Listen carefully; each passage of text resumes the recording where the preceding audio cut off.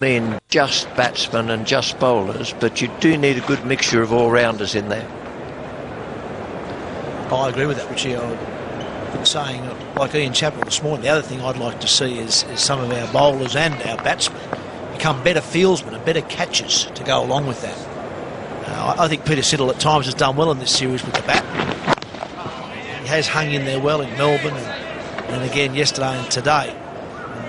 Bowlers should always be working on that. They should also be working on being the best possible fieldsman they can be. And Siddle did that. He showed us that in Melbourne. Some very good catches down at fine leg. So I think he's had a pretty good series. Full stop, Peter Siddle. Look at Ponting. If anyone had said to me Ponting will average 16 in this series, you would have to have said, right, well, what odds are you offering? 7 for 217.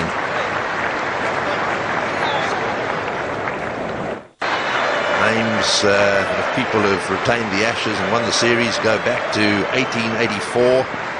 Arthur Shrewsbury, Andrew Stoddart did it in 94-95. Percy Chapman in 28-29. Oh, well bowled. And then that wonderful man, Sir Leonard Hutton, back in 54-55. Mike Brearley did it in 78-79. That Australian side was seriously affected by World Series cricket. Then in 86-87, Mike Gatting did it.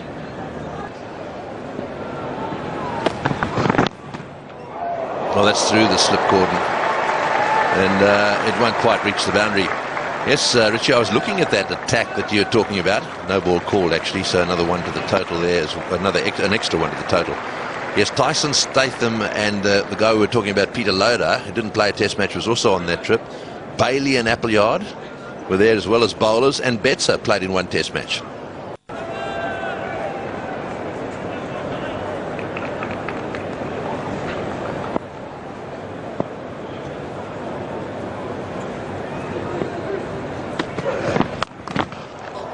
That's an interesting shot. I think he was thinking about cutting, then he was thinking about hooking, and then he ended up hitting it straight down the ground. All is well that ends well. Righto, we've got a Johnny Walker trivia question. When was the last time Australia lost a test series 3-1? The last year against Pakistan, he held on, played very well with Michael Hussey.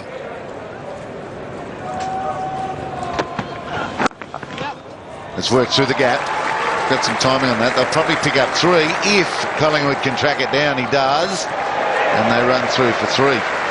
You're right, Bill. Like as inconspicuous as an 80 not out or 100 might be in this contest, it's a wonderful trigger for the future. That's right. He plays by square of the wicket. He doesn't look good. That's Steve Smith's problem. Doesn't matter how you walk, as long as you can make some. That's what he's got to do. Talk about technique and all the other stuff. If you can put together good scores, just wide, wasn't it? Didn't look as close as that. Maybe got to think with that, though. Oh, 25 overs, but no wickets. But he's done a job. Certainly done a job. Kept the left-handers tight. Nothing easy, that's for sure. While the quicks were operating with reverse swing and causing a headache from the other end.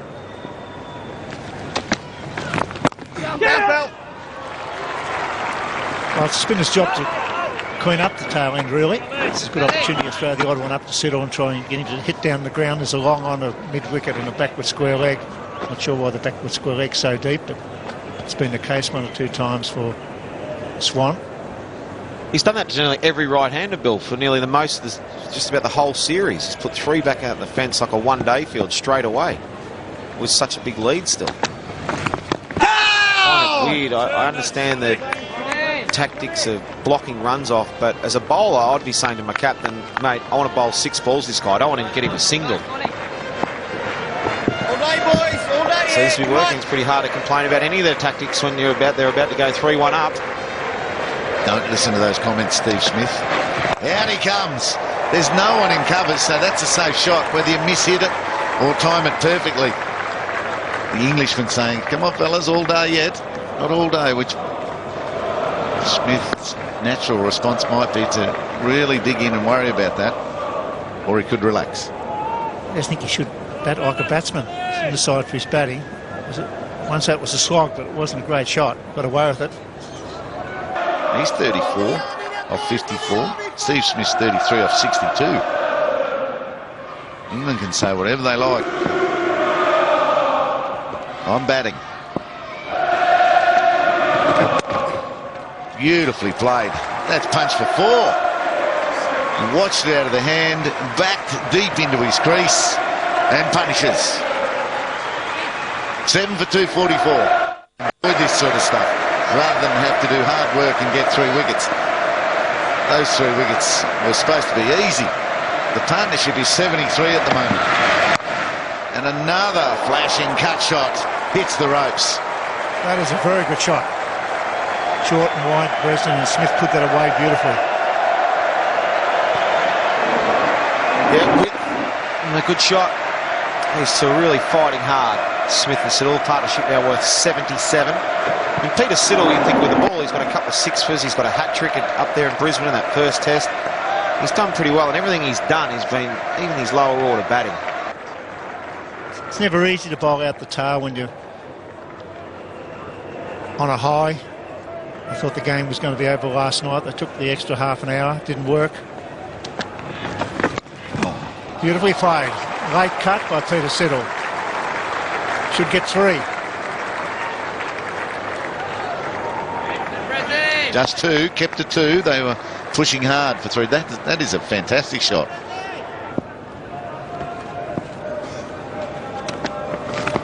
Oh, how dangerous is that? Careful, Peter. Yeah, well watched though, wasn't it? From a tail end, it stayed down. You know, if he's gone back for it, wasn't really concentrating. It could have easily snuck through there, but it was just well watched. Only 1 over after this until the new ball is due. There's a man out there. He's backing back. It's Anderson who can do no wrong. Jimmy Anderson's one of the best fast bowler athletes I've seen in modern times. He's a beautiful bowler, a very good field. He catches in the gully, catches in the outfield. Peter Siddle played very, very well. He's disappointed, but he threw it up. That's what a spin bowler should do to a tail ender. Throw it up and let him have a bit of a bash. He throws it up. In goes Peter Siddle. And Jimmy Anderson caught as clean as a whistle. If you're going to take on a man that's 2/3 of the way to the boundary, you need to hit it perfectly. Siddle didn't. He's disappointed. I'm sure at the same time there's an element of satisfaction. 43 from 65 balls.